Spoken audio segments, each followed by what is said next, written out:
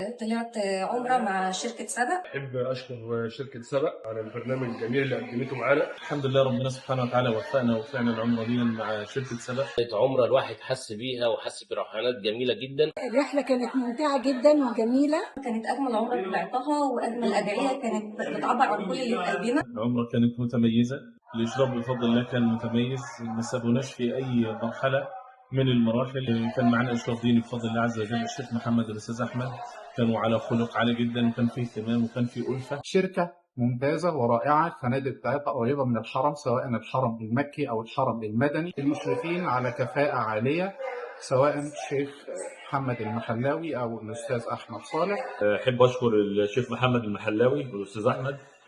بصراحة يعني أنا أول مرة فوجئت بالإشراف الديني على أعلى مستوى.